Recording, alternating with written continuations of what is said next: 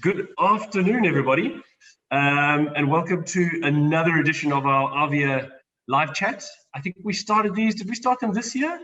Last year, but it's been going for a little while now. So if it's your first time joining us, welcome. If you're used to seeing my ugly face on the screen, I'm sorry. But yeah, today the idea is to, again, share a couple of ideas, share some updates in the industry, and really for us to talk a little bit more as a group. We generally have, I guess, between 15 and we've had up to 40 on these calls before, which is great. So it gives everybody a chance to share a little bit of info. So yeah, I guess today's topic, we've tried to focus on something a little bit more positive. We're very lucky to have been, well, some of us, and as a country, been open for a little longer than others. So I think we've spoken a lot about COVID and our protocols and what we've been doing to manage those. And I think today would be a great opportunity to kind of talk about some positive news. So see who's doing well in the industry, who's bouncing back, and who's got some really positive expectations for the rest of the year. I know Nico is here from IAPA. We saw him in the last IAPA chat, so welcome. I hope this one rivals the IAPA chat. Before I get into any polls or straight into it, I just wanted to say thanks to Mandy from City Sightseeing. She's kindly given us 2 sets of 2 tickets for the red buses in Cape Town. So Nico, unfortunately, if you win, you have to come down to Cape Town and visit. But at the end of the live chat, we'll pick someone out of the hat and we'll send you a little mailer to say congrats, you've won some tickets on the red bus. So thanks, Manny. I'll be sure to get my hands on some of those if I'm being too cheeky. Super. So to start things off, I think I'm going to pop a quick poll up on the screen. If I could get your ideas. Let's see, you should be able to see it now. So what is your current outlook for December season? I haven't really given it too much detail there, but 10% you could use as revenue, as visitation, as general joy. How are you feeling? Is it going to be, and really kind of linked to 2019, because we kind of delete 2020, don't we? So give it a quick poll there, let's see. Okay. We got 10 out of 14, hovering around the 60% mark, not bad. I think that's just about everybody. Okay, so have a look at that. Quite interesting, 60%, which is actually from our business, from Happy Snappy side, that's bang on where we sit at the moment, and we've all got very, very similar expectations, which is great. I would love to reach out to the 10%, and hopefully we can help under 30%. But yeah, I think we're all very realistic and sometimes optimistic, but mostly realistic that we expect a bit of the same in the next couple of months. So I think to start things off, Sabine, our executive director, founder, leader, if you could give us just a minute or two of where the industry is. I know you do a heck of a lot of work. In fact, I saw you on TV the other day. Just give us an idea of what the industry is doing and what's your feeling. Yes, thank you, Johnny, and welcome everybody, particularly to some new faces that we haven't seen here. I'm looking at Nina Jones, I'm looking at Leandi, David, Sipiwe. You're not someone we've seen a lot, so thanks for joining us, and I hope you will find it useful and fruitful. This is a very informal conversation, so whilst we have some speakers sharing their ideas and what's happening at their sites, please use the chat screen to chat away, because really, in these very muddled and confusing times where things are changing all the time, the best source of information is actually our own industry and our own people. And whilst not all of us can take the same trajectory, we can learn from each other, and it's really a big passion of mine. 2 things from our side. One is that you will be seeing in the next few weeks the first ever benchmark survey being done by Avia. We're busy putting that together. The board, many of the board members are here, will be doing a test run in the next few days. And we really encourage you all to participate, because our industry in Africa and in South Africa is one of the only industries that doesn't have any benchmarks. And knowing how you compare to others, if you can't measure it, you can't manage it, is always a first step. So really, thanks to Johnny, especially to you. It's quite a lot of work putting these things together, tracking people down, getting them to open up and share. So thank you for that. And then thank you particularly to our speakers. Sibusiso, so nice to see you. It's been a while since we've seen you. I'm glad to see you safe and well. We had to send a WhatsApp to you to go, hey, where are you? We haven't heard from you for a while. And to Mpho in particular from Reef City, wonderful to have you on board. So over to all of us to share information. Cool, thanks Sabine, appreciate that. Mpho's just struggling with his connectivity. He is one of our speakers, so we'll make sure he can't get away from us. We'll just give him a little bit more time. While we are killing a bit of time waiting for him, I wanted to know a little bit more about your holiday plans. So I'm just launching another poll. Hopefully you can see it. Some of us are lucky enough to take a holiday in the next couple of months, some of us not. If you are, what are your plans? So, I mean, I would love to tick a couple, but if you can, hopefully you guys can see them up there. If you could choose an answer, and let's see if you are going to take one, where you're going to go. Okay. Oof, that. Okay. That's just about everyone. Okay, so that's quite interesting. A lot of people taking a holiday, so please, if I could find out who they are, if you could take me with you. I don't take up much space in your bag. Camping, getting absolutely zero. Open spaces, family and friends, heading to the coast, staycation, going overseas. Interesting. Okay, so good to see people out and about. That's most of us that are getting away. I find that quite interesting. I recently went camping, and I spoke to a guy there who's running the campsite, and they were telling me that they are the busiest they have been in 10 years in camping. So I assumed, I put camping in there, I thought that would get a higher score. But maybe it's just us foolish ones that like to hang out in a tent with really good routes that are headed home. Well, Johnny, okay. I can add to that. The reason I didn't tick camping and rather ticked open spaces is I tried to get a campsite in the Kruger National Park. And I was going in the first week in September after all the school holidays, and I couldn't find a single site in all of Kruger Park that had 4 nights in a row for me to camp at. Jeez, that's fantastic for the Kruger, isn't it? It's amazing. Fantastic. And I think it's... Are you finding the same? I am just shocked, and I'm thinking that it's maybe because we all sailing camping. I don't know. It's just amazing what these results are saying. Yeah. So it was really interesting. So I think discovering camping is going to be the new thing. Although of course you've also got to invest in equipment. So. Yeah. Well, I'm glad we've got you, Sibusiso. He's actually going to be our first little speaker this afternoon. Oh, it's a little, but first speaker this afternoon. Just waiting for Mpho to join. If you don't know Sibusiso, he's the functional head of resorts from an operations point of view for the city of Tshwane.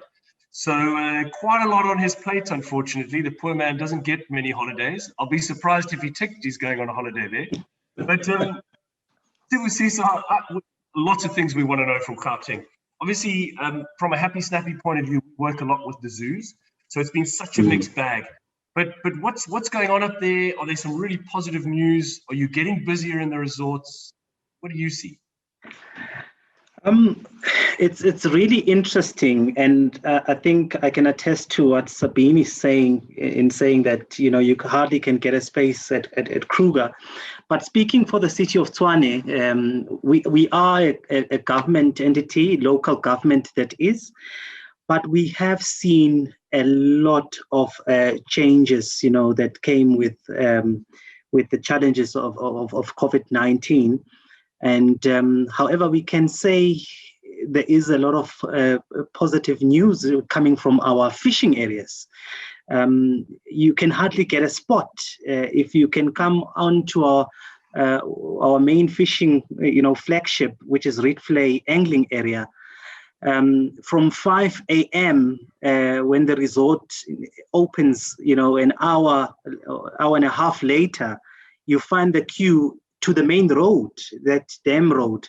It's crazy, and because we had to limit the fishing spots. One of the changes we had to do to the site was actually mark the fishing spots, which is something we never did, because to encourage social distancing, we had to now mark the fishing spots and kind of regulate how many people we can take.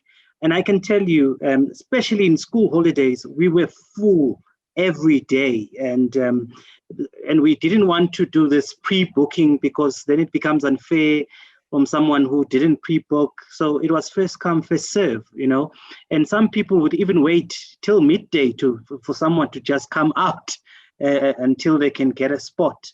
And then we had to also change, to have certain areas, this is for overnight camping, so that you can just, camp out for a week, do your fishing.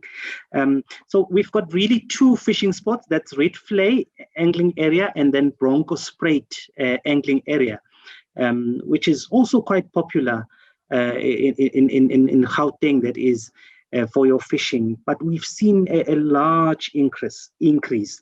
And being a government entity, we don't do much when it comes to social media advertising, and so it's people that really have looked at coming to not going far, but staying around, doing local. I think people have taken the hobby of fishing, so we've seen a lot of change, Johnny.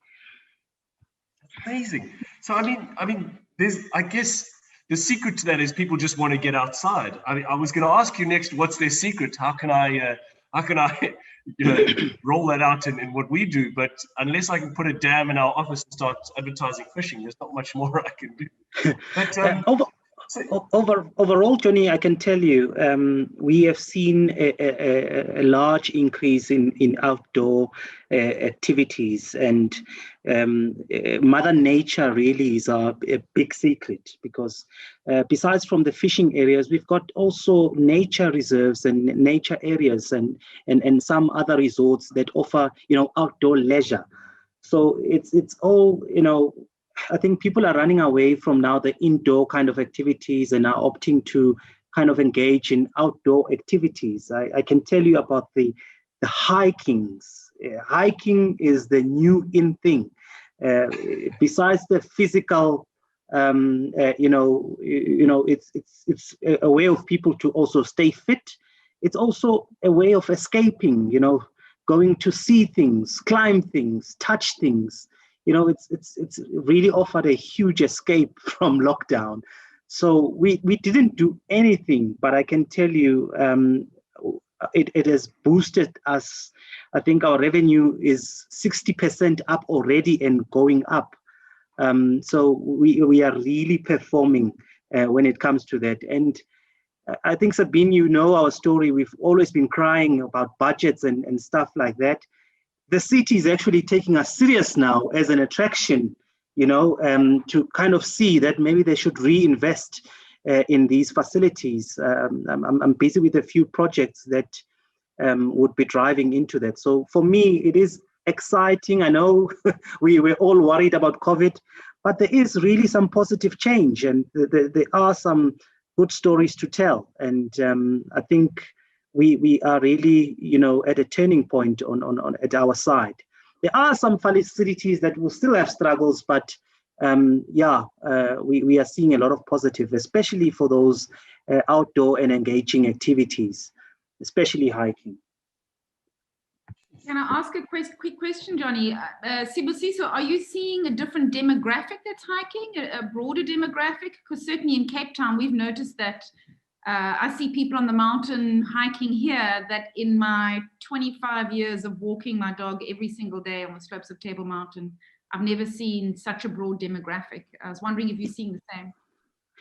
We are noticing a lot more younger, hiking. Well, for me, and in my experience in the city and in the various places that we do offer that, it was more your senior citizens that would come out early mornings and they would have their hikes, and we've got more people coming out with the dogs. But now we've seen a lot of young people actually coming out and enjoying the facilities.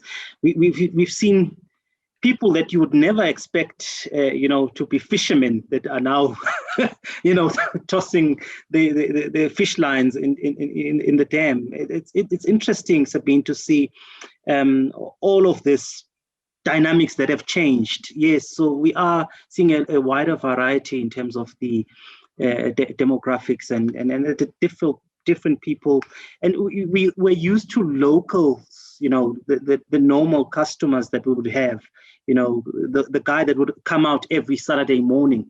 Now that guy is competing with a whole new number of people, even from the, some people drive as far as Joburg, because I'm sure the dams there are also busy, and then they will try and catch and catch us in Tshwane here.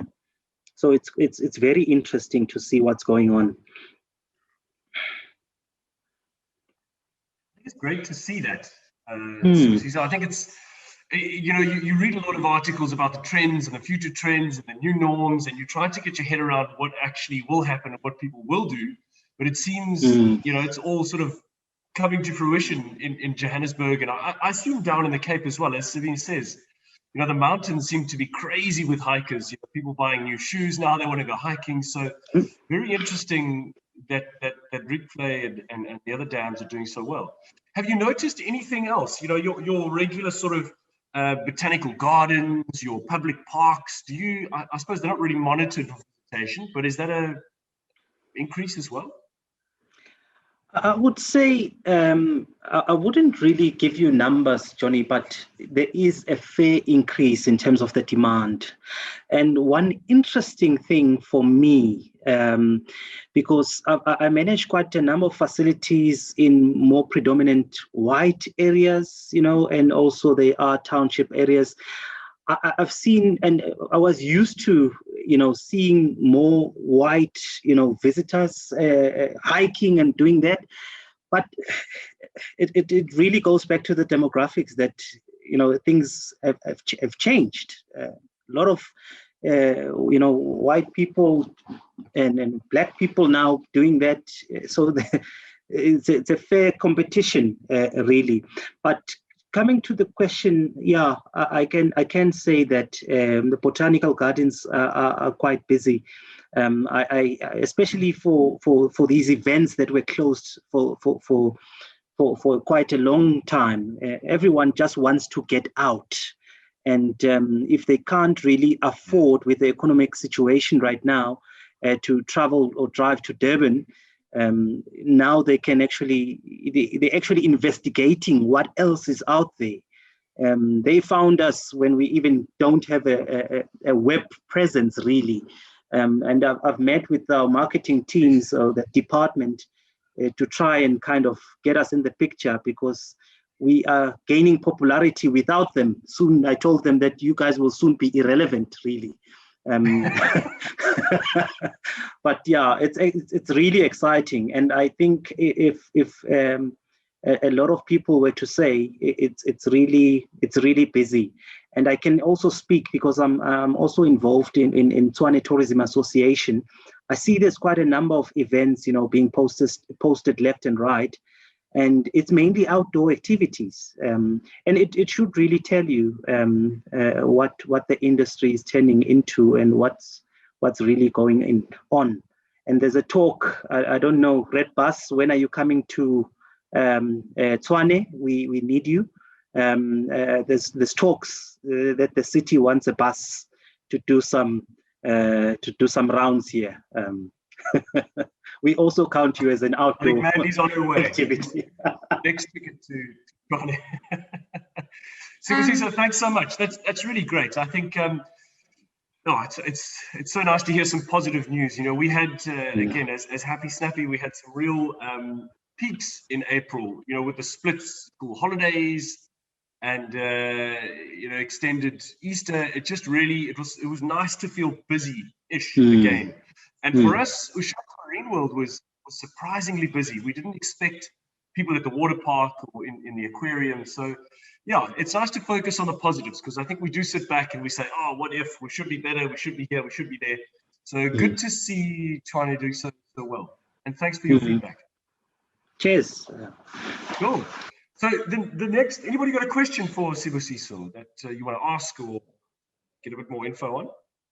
I think if I can ask Leandi Slapid, am I right? You are tourism research for sandparks. Are you seeing similar results in sandparks or not?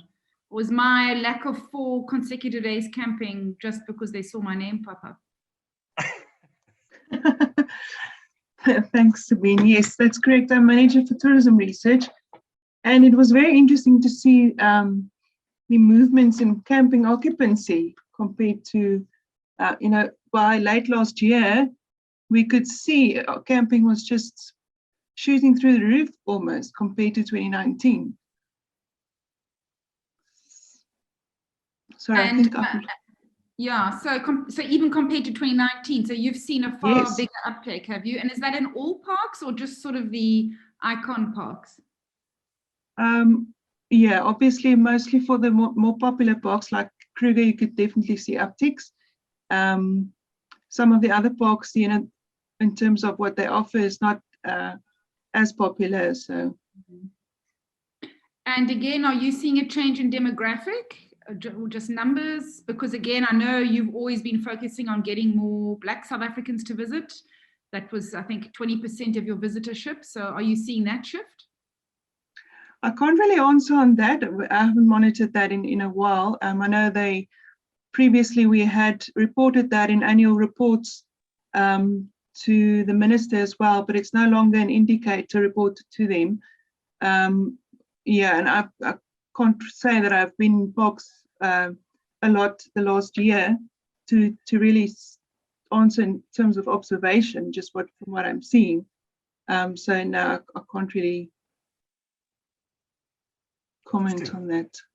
Okay. Thanks, Leandi. Sabine, so it's not just you. So we've clarified, it is actually busy. Okay, so the next gentleman that's going to join us, Mr. Mpho Khumalo, works for, I think, Reef City specifically, part of the Tshwane group. Maybe I've got that wrong. You work as the ride operations manager, if I'm not mistaken, Paul. You may just need to unmute. Sorry, got you muted there. Yes, I'm working for Reef City Theme Park as the operations manager responsible for rides. Excellent. Thank you so much for taking your time today to chat to us. I know we had some connection issues there, but you'd think I would have worked Zoom out having a year of it, but I still haven't got there. So tell me how, if I could ask, you don't have to give us specifics, but how busy have you guys been? Have you we sort of identified you guys as potentially, you know, one of the success stories? Have you found a lot of people coming out and getting outdoors in your attraction? Yeah, so we've been doing very well.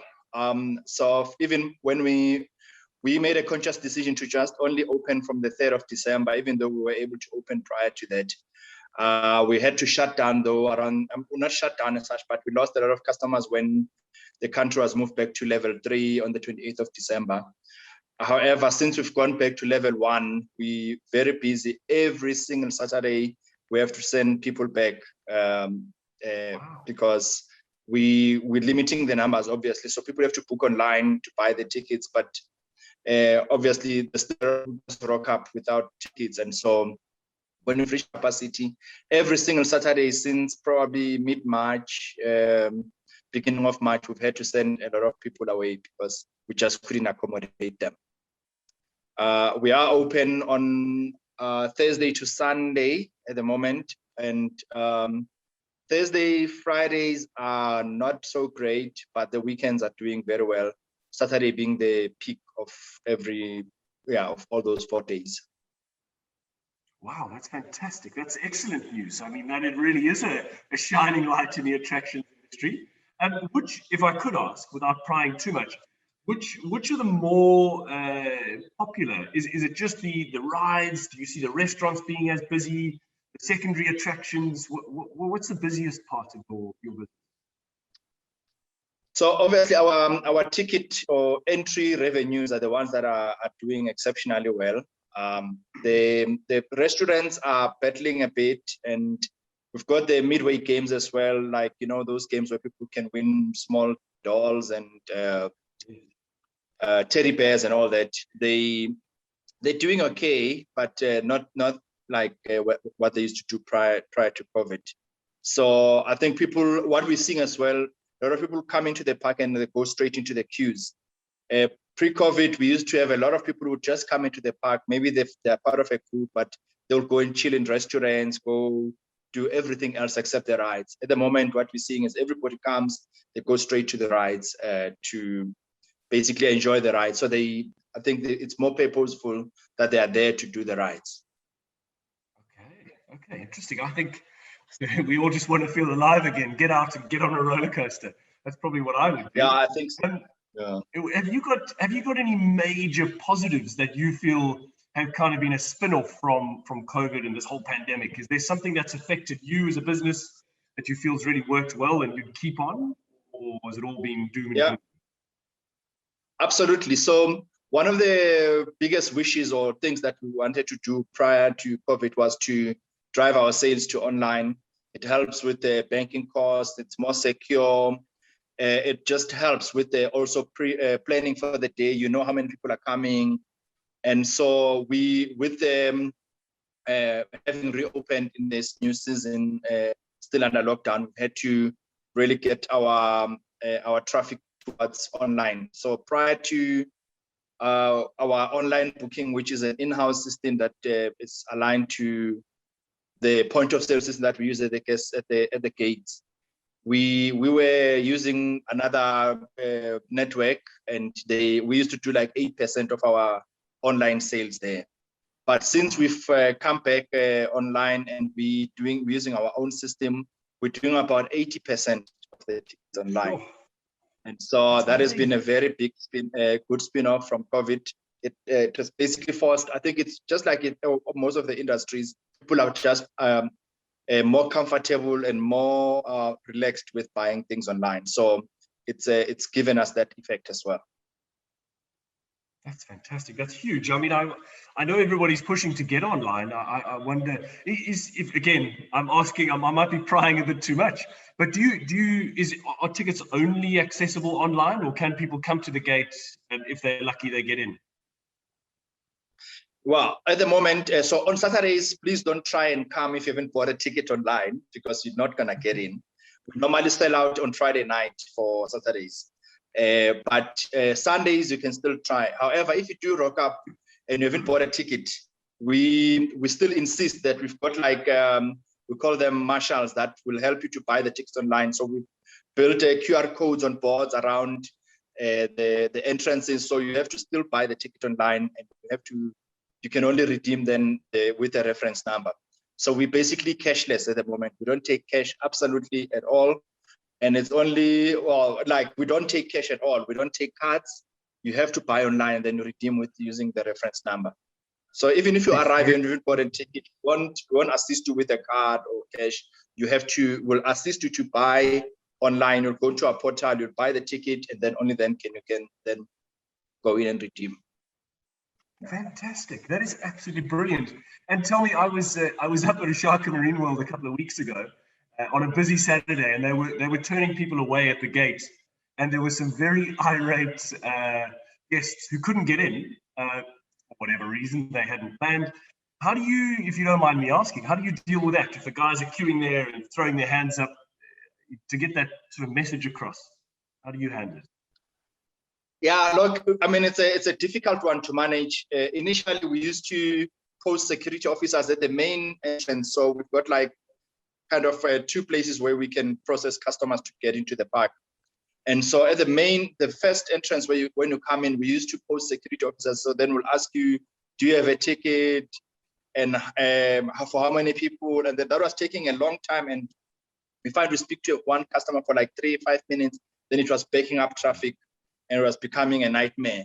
So what we did then is we basically, when you come through now, we just ask you, do you have a ticket? Have you bought a ticket online? If you say yes, we'll allow you to go in. However, if you really don't have a ticket and you're lying, then you're going to be turned back when you get to the cashiers, because you really can't buy. It's become a culture, it's become a norm. Everybody knows if you come, you don't have a ticket at Reef City, you won't be able to enter. Okay. And so one of the interesting things is that people have started trying to being creative. So when we closed it, we've had people who buy the tickets, in bundles. So like they'll buy 10 and then they're starting to run their own business of selling the tickets on the side and advertising on Facebook and all that. And so we've had to try and also shut down some of those things. But generally, customers feel like, it's our fault if they come and they don't have a ticket. However, we are on Twitter, we are advertising it everywhere. We've got a radio station that we are announcing all that at as well. So people are aware that you cannot come in if you don't have a ticket. Yeah, fantastic. I like typical South Africans to buy a couple of tickets and then sell them on the side. We all trying to make money, aren't we? If someone told me in 2021 in South Africa, if you don't have a side hustle, you're not going to survive. So, maybe that's something I can do. Absolutely. Are there any questions for Mr. Khumalo? I think it's very interesting that I've often said, people have asked me what trends have changed during COVID. And my answer is primarily that trends haven't changed. For a start, we shouldn't be following trends. We should be following mega trends, not fashion. And that, in fact, what I see is that a lot of the sort of mega trends have been accelerated. They've sort of leapfrogged. And this is why I find it so interesting that you had 8% online, now 80%, and also the whole cashless transaction. Similarly with outdoors, a big focus in the last few years has been the growth of health and wellness, mental anxiety, and attractions are really in the space to offer safe spaces to play and mentally well places to engage with others and your family. And this is only something that's going to accelerate and has been accelerated by COVID. So the answer really is that now that you've leapfrogged into this world that we were all going to get to in 5 years' time anyway, how are you going, I would encourage you to focus on how you're going to make some of this behavior sticky. So the behavior that you want, the cashless and the online and the pre-bookings and the outdoors, how do we encourage the stickiness of that behavior so that it doesn't just revert back to what it was before? And that's something that I think we all need to think about. David, I know you're with the wine tram. How's it been for you in Franschhoek? Yeah, Spin, I think you got the wrong David. I'm with the pass. We do the city pass in Cape Town. I'm thinking of, is it David Wine Tram? Is it also David? Yeah, it is David. Yeah, he is in the wine tram, yeah. No, David, no. Sorry. Well played on booking your wine tram. It's a good little advert there. Maybe I will as well. Cool. Thanks. Yep. Well, David, David, are there any, is the pass, it's not happening at the moment, is there anything that you've picked up in terms of trends, city passes worldwide? Not really. What has been surprising though is a lot of locals have started purchase passes, especially in Cape Town, where in the past majority obviously was internationals. So yes, obviously there are only South Africans that are visiting at the moment, but because ours is obviously quite a high value product, your passes are 1,000 Rand plus, we've been very surprised how many South Africans are actually purchasing the pass, which is very good to know though. Well, that's very interesting. I didn't expect that answer from you. Yeah, like in April, we had a very good April compared to what we anticipated, and it was obviously due to the holidays. But yeah, we really didn't think that the uptake from a South African perspective would be as good as it has been. Very, very cool. And I think, sorry, I'm getting a little bit distracted, but I'm just talking about those holidays again. And I know, Sabine, you've been campaigning for years about split holidays, but we've been digging really deep into our data at Happy Snappy. And we, as I must say, it's a big help for us to split them up. We just see a sustained period rather than 2 weeks of chaos and then 2 weeks a couple of months of dead.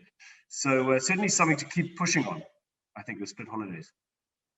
Yeah, thanks, Johnny. It's something that I can't say we've put on the back burner. We just haven't had time to give attention. And again, for me, it's around data.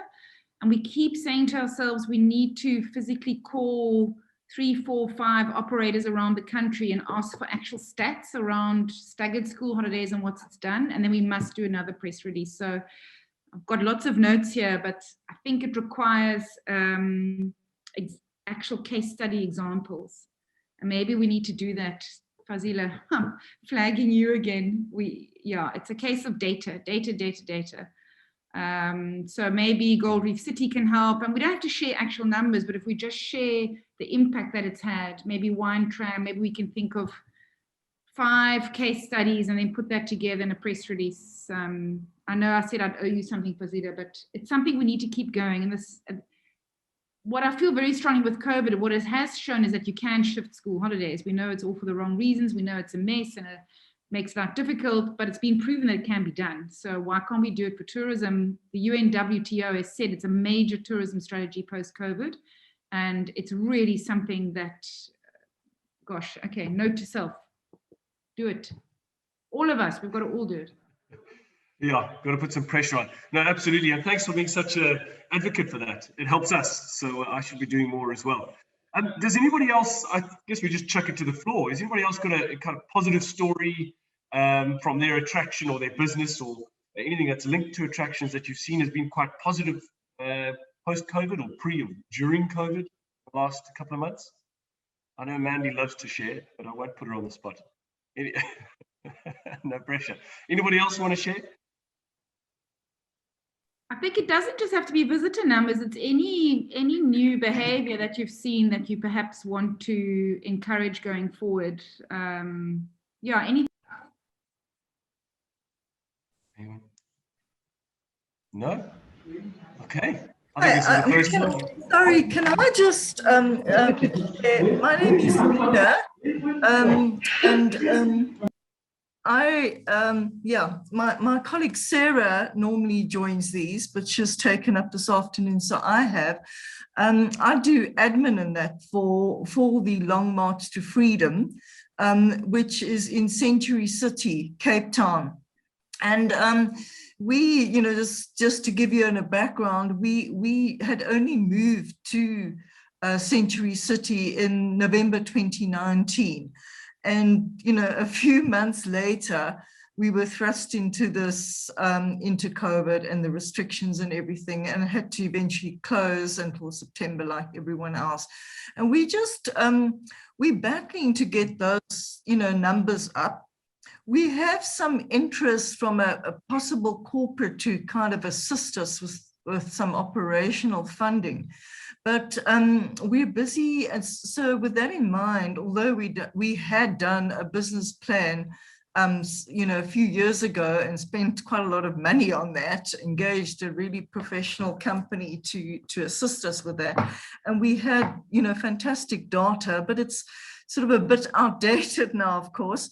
And we're trying to we come up with a business plan. We've come up with the basics, but they really need some figures, stats. And I was so glad because I actually phoned, I think it was Kristen in your offices this morning and spoke to her, and she informed about the, about you guys putting out a survey. And I really think that would be so valuable. I just wish it was already available, the results of that survey, so that we could use it for financial modeling purposes, because we really have to kind of think out of the box, and instead of relying on as many of us do on foreign tourists, we've got to now think, and also schools. The schools aren't traveling at the moment, and so it's a matter of actually trying to source corporate type, advancing to corporates and do you know, sort of social justice kind of interventions where leaders can come through and choose a leader. And in fact, this particular corporate had done that, and they were just blown away. That's what actually made them, you know, offer to assist. They just said, you know, this cannot be boxed up. We can't actually let, you know, these statues just be you know, yeah, to be lost, be all boxed up and forget about it. So yeah, so as I said, yeah, I would really be so grateful for any kind of stats. And it's quite difficult, I must say, phoning around to, you know, Kristen also said, why don't you try the Big Six, Cape Town Big Six? And, you know, I was just trying to phone the offices and get hold of someone, you know, just thinking that they might have stats for all 6 visitor attractions, but haven't, I've written to them, but I haven't had any luck up until the moment. So yeah, thank you. Just my comments on stats and data. I think that's seriously lacking. I've also been downloading and looking at Cape Town tourism annual reports, which are also a bit helpful in that regard. But as I said, some real stats would be fantastic. Thanks very much for allowing me to share.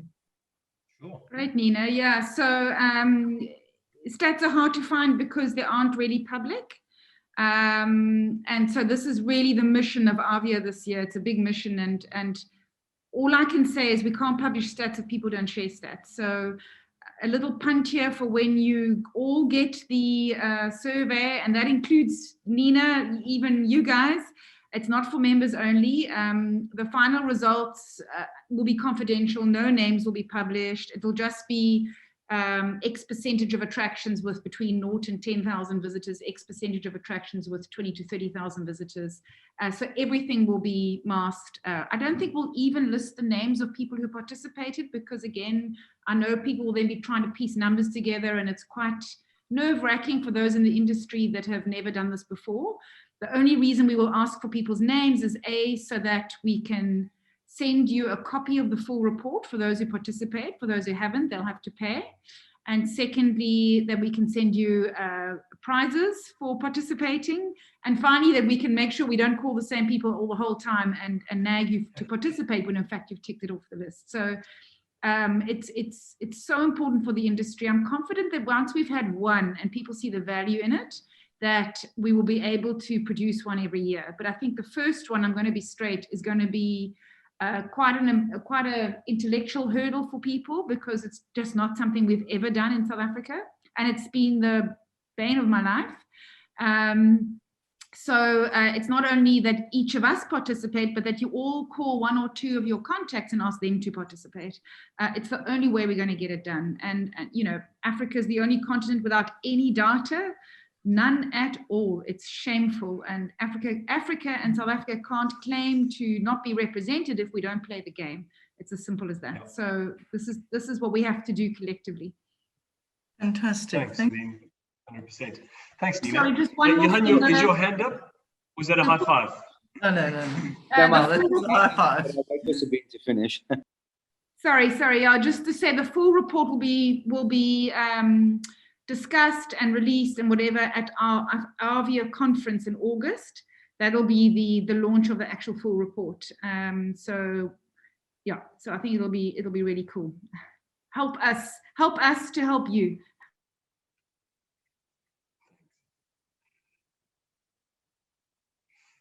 Okay. Yeah, did you want to? Yeah, I just think that it's open floor here, and there was some interesting comments around, and maybe just on stats. Sabine, you and I know a time before COVID, we were down that road on stats, and we had a very interesting discussion at some time. But, you know, how we run as a mass tourism business. But I think there's interesting stuff, you know, I think on stats, it's, you know, and I'll bring this into my conversation, you know, we've got no benchmark to know if we're doing good or bad in our recovery here. We're doing it between ourselves. Mandy and I talk with 1 or 2 other lodges, and we try and gauge, you know, is it good or bad? But you really don't have. So, you know, what we do internally here is compare it to a time when we had numbers. So we're looking at what models are we operating at in previous times. We're looking at growth patterns at the moment, just to see, you know, if we're going backwards, forwards. We're looking at expense models.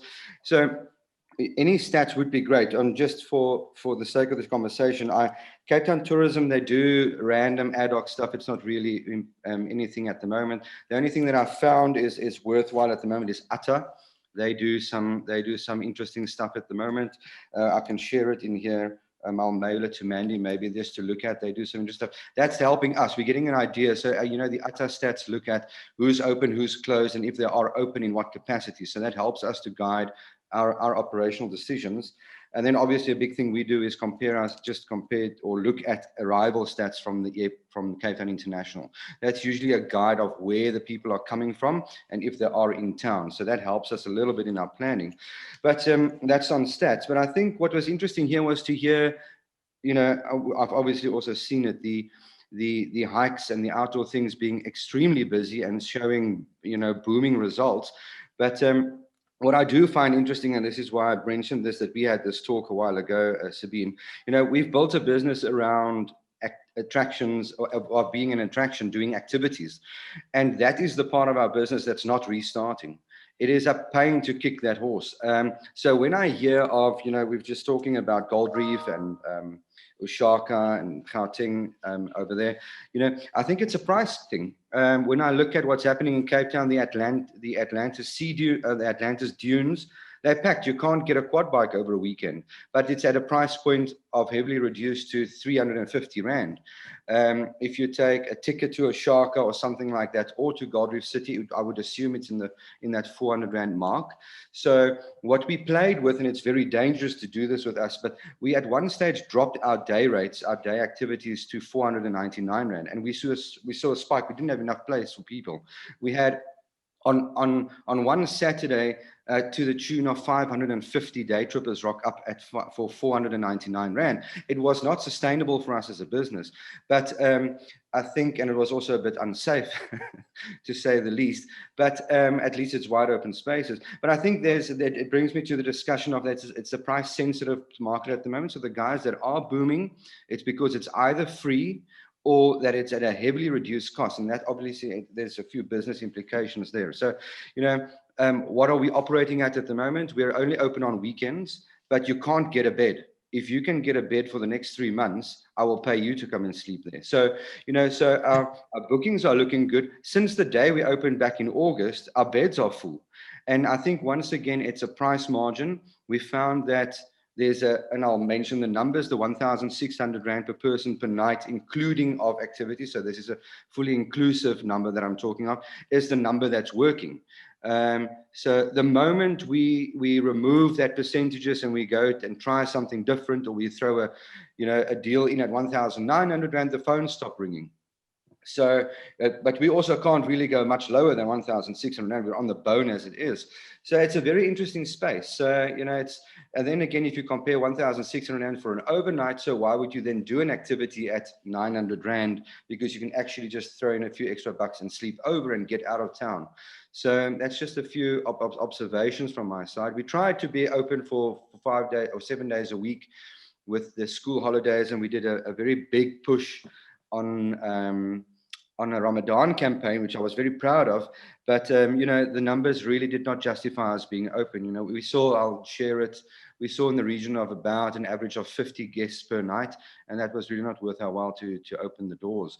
So, you know, we had an operational decision to go back to weekends only. But like I say, weekends, we're spamming in 200 people at check-in, and they're staying for the weekend and they're having a great time. So, you know, it's an interesting discussion of what's working and what's not. And I think the big thing here is people want to do stuff, but it's extremely price sensitive. And obviously, and just I'll end with this, I think the local market, the domestic market, has now become lazy and accustomed to a lower rate. And I think we're going to be in a very strange world in the post-COVID world. I know we're in this traumatic space still, but I think in a world where we do see a full-on return on international business, it's going to be an interesting space. You know, I don't think we're a business that would ever play in the dual pricing system. but it's going to be a thing of we need to rely on that locals to fill the beds in certain times of the year. So it's going to be an interesting discussion. We had a long meeting this morning of, do we try and attract locals by dropping that rate even further and then filling our weekdays? But, you know, the recovery of that, I'm very scared of. I'm really scared of the October mark this year, when we do hopefully see international arrivals. We're already seeing that fight happening in our trade operator space. You know, our trade teams, they're not doing any sales. All our sales are coming direct, you know.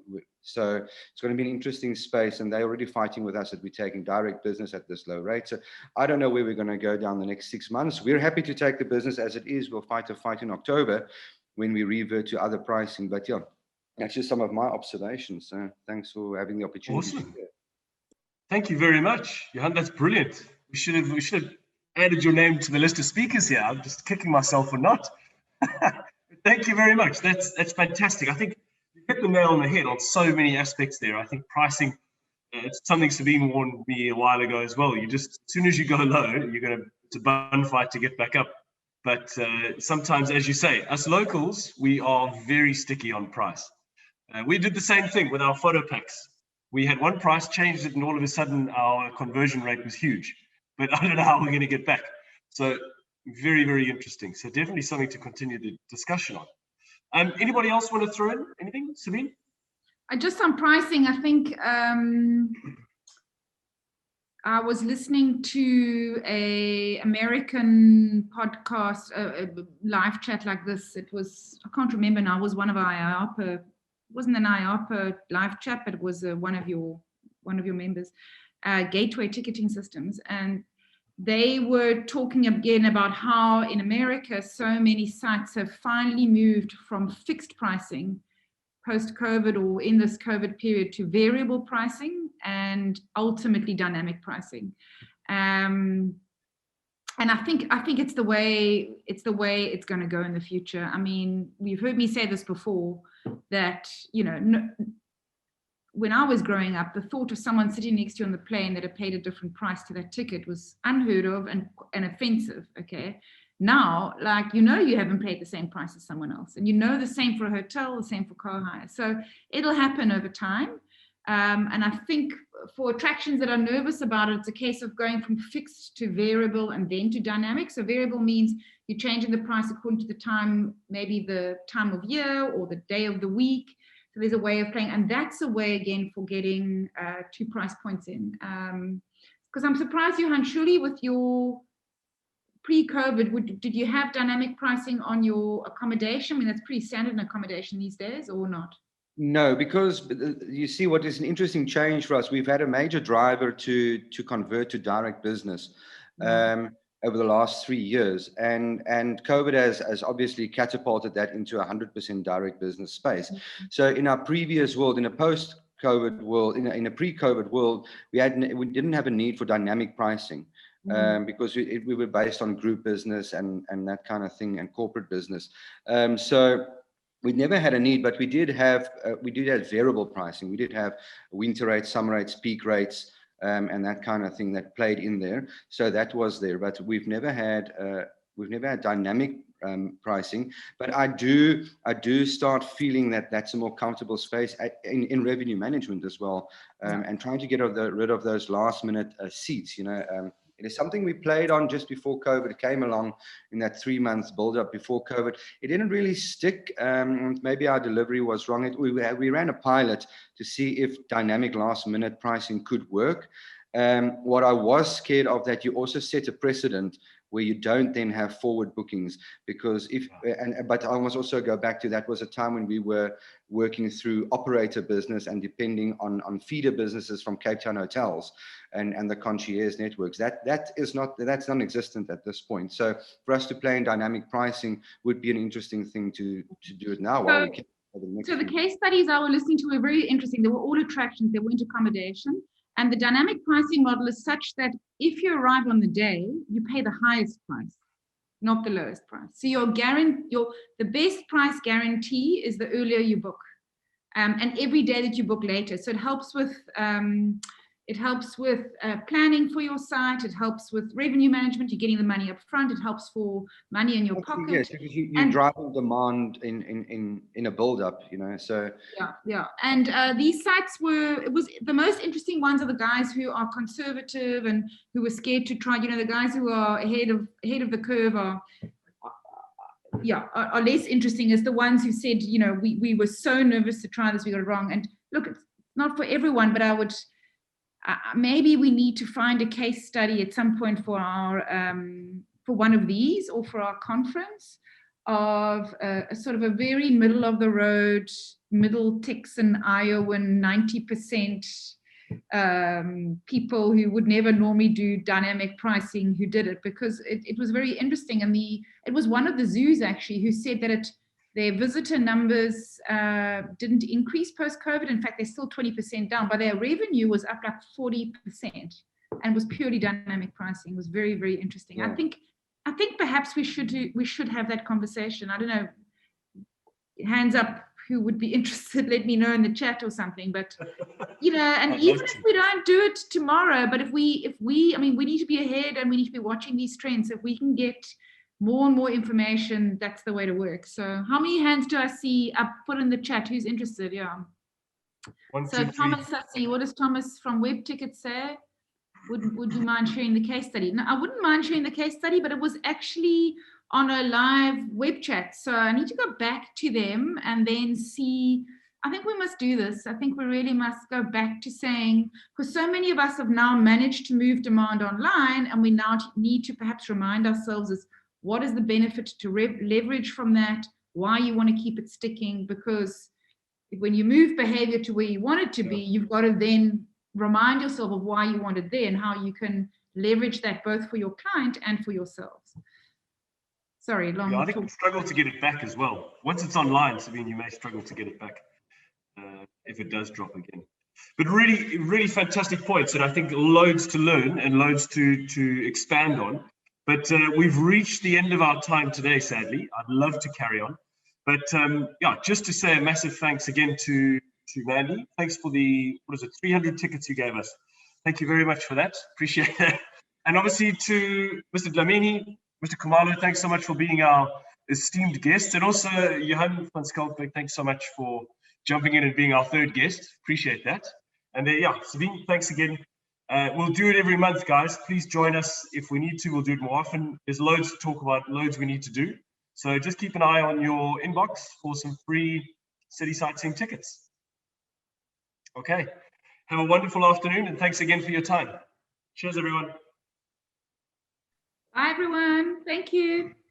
Thanks, Sabine. Bye.